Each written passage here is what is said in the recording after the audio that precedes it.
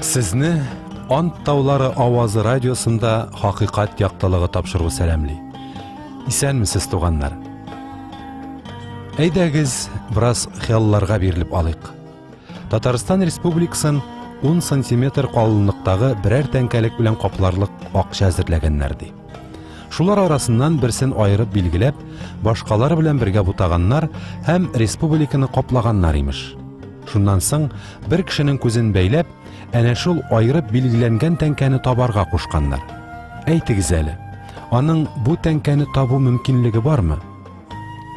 300-гә якын пәйгамбәрнең дә Гайса Мәсих турында пәйгамбәрлек итү мөмкинлеге нәкъ шундый булган. Алар Гайса Мәсих җиргә килгәнче 1500 ел дәвамында аның турында пәйгамбәрлек иткәннәр. Соңгы пәйгамбәрлек Гайса килгәнче 400 ел алдан әйтелгән була. Күргәнегезчә, ул пәйгамбәрләр Гайса туганда күптән үлгән булган инде. Ләкин Аллаһның сүзенә ышанучылар Мәсихнең килүен көткәннәр. Шимон шундыйларның берсе. Аллаһ аңа Мәсихне күрмичә үлмәссең дип вәгъдә иткән булган. Шимон гомере буе Алла йортына йөргән. Димәк, аңа Аллаһы йортында үзләренең беренче улы өчен корбан китергән бик күп ата-аналарны күрергә туры килгән. Аллаһны яратучы Шимон яңа туган балада Мәсихне шундук танып алган. Безнең өчен Гайса Мәсих кем ул? Мәңгелектә кайда булуың дөньялыктагы карарыңа бәйле. Бу сорауга җавап бирүне озакка сузмау хәерлерәк булыр. Инҗилне укы һәм уйлап җавап бир. Син Гайсаны үзеңнең Аллаһың һәм коткаручың итеп кабул итәсеңме? Бүген дә сезнең белән Люк бәян иткән Инҗил буенча әнә шул искитмәле вакыйгаларны тыңлавыбызны дәвам итәбез.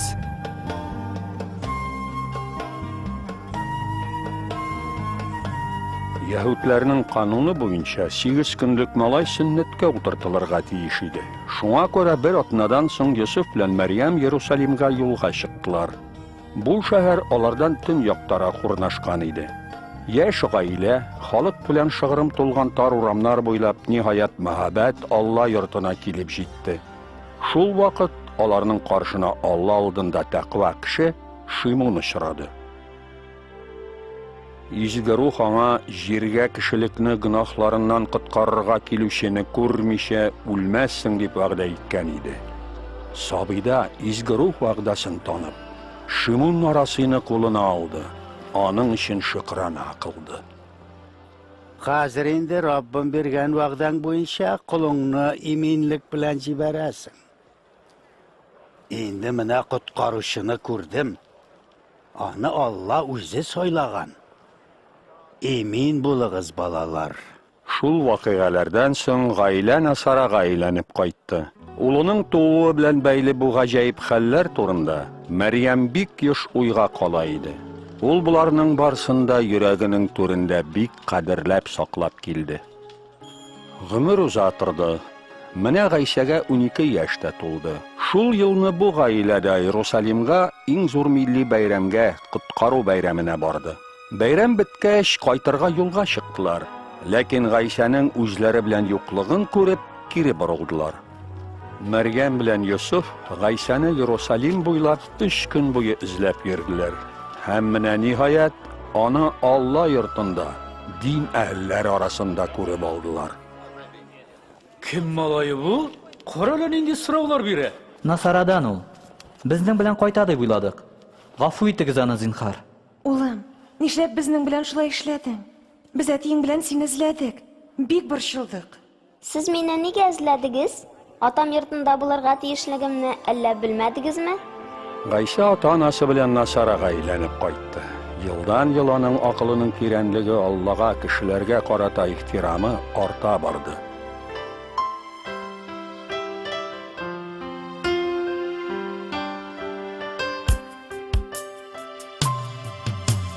Allah bizga сөйләп килә.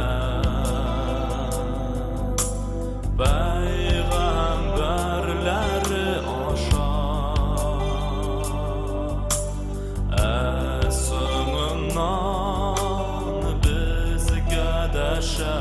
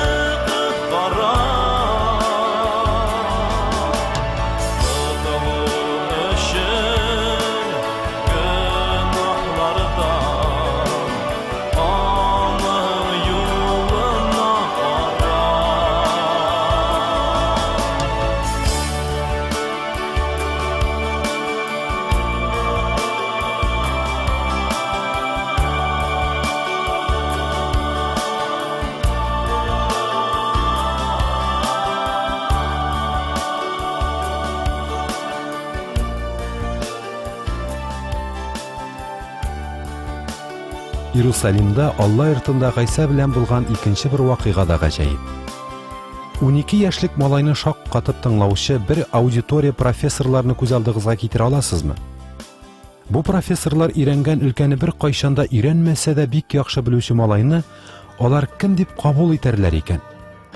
Котылу бәйрәме вакытында Аллаһ йортында Гайса Мәсих белән нәкъ менә шундый вакыйга була. Ул анда 3 көн буе дин әһелләрен өйрәтә. Әлбәттә, үз сүзен белү Аллаһ өчен табигый хәл.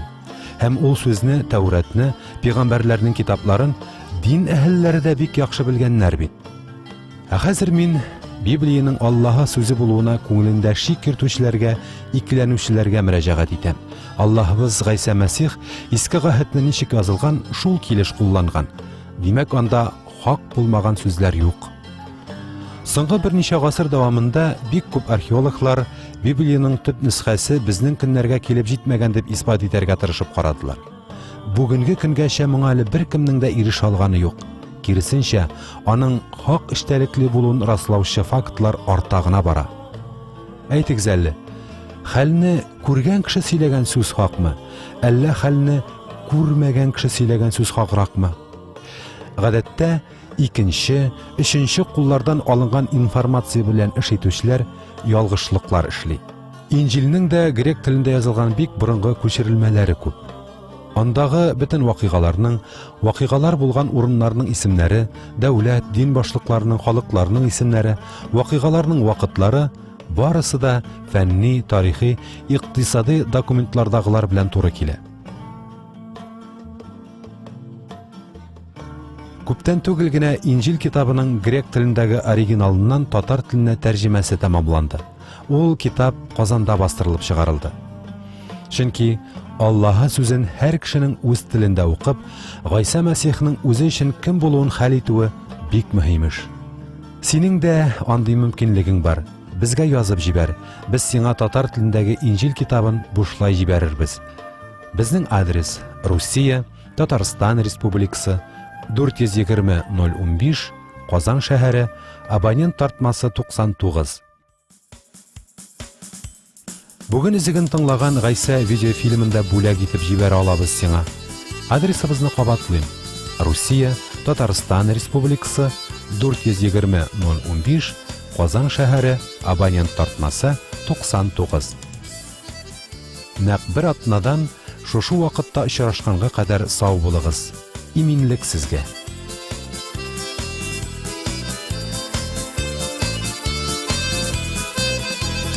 Ömrüm boyu Xudayga jırlarımın min ağlama.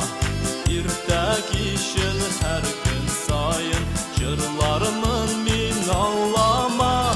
Xudayını zorla ey canım, Allah'ımdanğa gülməsin. Xudayının şöhrəti məngi var xalqlar sıyınsın.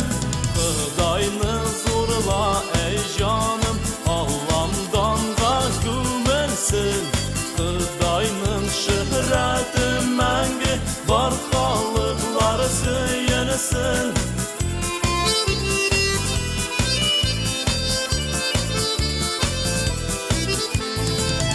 Şansınlar idi ama Küngelimnin jırları Min Xudayga kuvanırmın Yüreğimden jırlarım Xudayını zorla ey canım Allah'ımdanğa gülməsin. Xudayının şöhrəti məngi var xalqlar sıyınsın. Xudayını zorla ey canım Allah'ımdanğa gülməsin. Xudayının şöhrəti məngi var xalqlar sıyınsın.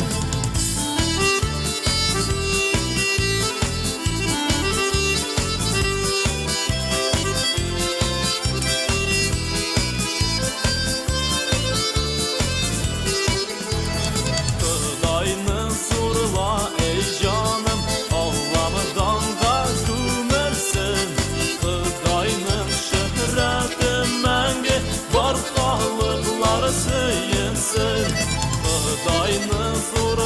ey canım Allah'ımdanğa gömülsün Xudayның şöhrəti məngə var